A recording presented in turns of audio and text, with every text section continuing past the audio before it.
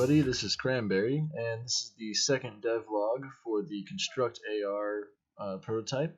And in this one, you can see that we have got it working with the webcam and everything, and getting it displaying well with augmented reality. Additionally, we've gotten slider functionality going. Also, we've gotten the graph to show, as well as with coloration, whether it's above or below the specified PSI.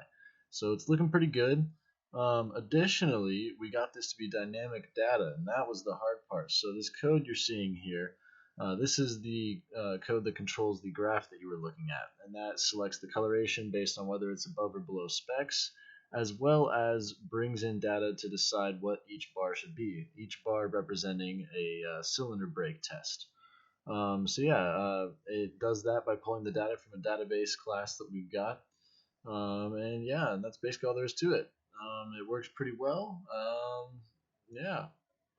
Like how it's looking.